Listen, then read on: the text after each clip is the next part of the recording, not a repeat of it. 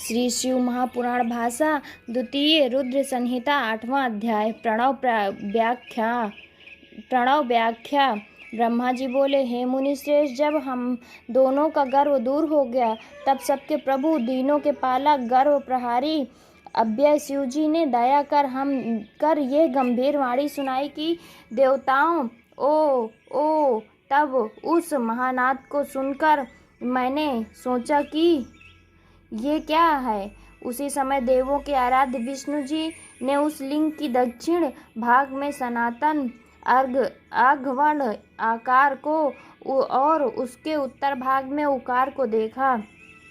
फिर मकार को मध्य में और अंत में ओम को देखा, जो भी सूर्य और चंद्र मंडल की भांति स्थिति थे और जिनके आदि अंत और मध्य का कुछ भी पता न था, तथा सत्य, आनंद और अमृत स्वरूप को परब्रह्म पारायण की दृष्टि गोचर हो रहा था। परंतु ये कहाँ से प्रकट हुआ है? इस अग्नि सदृश को हम परीक्षा करें और इसके नीचे की ओर जाकर देखें। हम उस वेद शब्द से उभय वेश वाले विश्वात्मा का विचार कर ही रहे थे कि उसी समय वहाँ एक परम ऋषि का आविर्भाव हो गया। विष्णु जी ने उन ऋषि से पूछ समझ कर एक दूसरे ब्रह्म शरीरी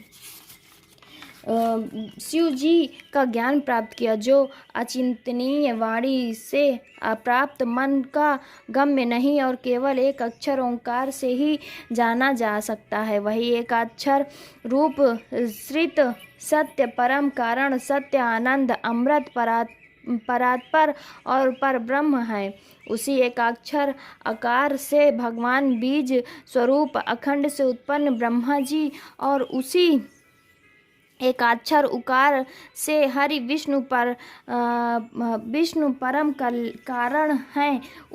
फिर उसी महान से नील लोहित महादेव जी हैं, परंतु सबका सृष्टिकर्ता आकार ही है। उकार मोहन करने वाला और मकार तो नित्य ही अनुग्रह करता है। मकार विभु और बीजी है, एक आकार बीज है। ऐसे ही उकार रूप प्रधान पुरुष ईश्वर हरि योनि अर्थात कारण है और बीजी बीज और योनि ये नाद संज्ञा वाले महेश्वर ही हैं।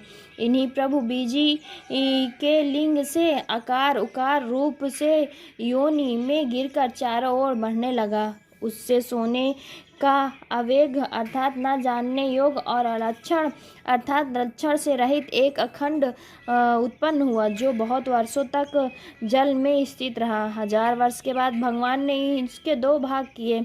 जब जल में स्थित इस अखंड को ईश्वर ने व्याघात कर 2 भाग किए, तब इसका स्वर्णमय एक कपाल ऊपर स्थित हुआ, जिससे धू अर्थात स्वर्गलोक प्रकट हुआ और कपाल के नीचे के भाग से 5 तत्वों वाली पृथ्वी प्रकट हुई।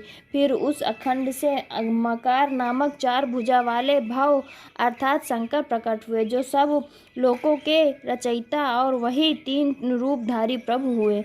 इसी कारण यजुर्वेदीय इनको ओम ओम ऐसा कहते हैं। यजु के वचन सुनकर ऋक और साम ने भी साधा रहे हरे ब्रह्मान कहे। सब इस प्रकार से देवेश को यथा योग्य जानकर सबने उत्पन्न मंत्रों से इन महोदय महेश्वर महादेव की स्तुति करना आरंभ किया और उसी समय वे विश्व के पालक भगवान विष्णु मेरे साथ ही उस एक सुंदर रूप को देखने लगे, जिनके 5 मुख, 10 भुजाएं, कपूर के समान गौरवर्ण, परम कांतिमान, अनेक भूषणों से भूषित, महान, उदार, महावीरवान और महापुरुषों के लक्षणों से युक्त थे और जिन्हें देखकर हरि कृतार्थ हो गए। तब तक परमेश्वर महेश भगवान प्रसन्न होकर अपने दिव्य शब्दमय रूप से स्थित हो गए। उन गुणात्मा का शब्दमय रूप देखकर मैं भी बहुत प्रसन्न हुआ। फिर हम दोनों ने उन्हें नमस्कार किया। तदंतर उन्हीं से सुंदर 38 अक्षरों वाला मंत्र प्रकट हुआ, जो बुद्धिदायक और धर्म अर्थ का साधन है। उसे गायत्री कहते हैं। ये गायत्री चारों कालों में उत्तम और पंचसित ओम नमः शिवाय 8 कलाओं से युक्त है, उस जिससे अभिचार अर्थात मारण आदि कर्म होते हैं और जिनकी उत्पत्ति श्वेत और शांतिदायक तथा संहार का भी कारण है। सब में अक्षरों की भिन्न भिन्न न्यूनाधिक क्रम संख्या होती है। इस श्रेष्ठ मंत्र के कुल 61 वर्ण हैं। फिर मृत्युंजय मंत्र है जिसमें ओम जूम सह अथवा त्र्यंबकम यजामहे इत्यादि कहा जाता है। इसके साथ ही पंचाक्षर मंत्र है जिनमें केवल नमः शिवाय मंत्र और क्षम्यो चिंतामणि मंत्र और दक्षिण मूर्ति मंत्र उत्पन्न हुआ। पश्चात शिव जी का महावाक्य तत्त्वमसि नामक मंत्र हुआ और इन 5 मंत्रों को विष्णु जी ने ग्रहण कर जपना आरंभ किया। फिर ऋक यजु साम सहित मैंने और शिव विष्णु ने उन वरदायक सांब शिव ईश्वर की प्रसन्नचित्त से स्तुति करना आरंभ किया।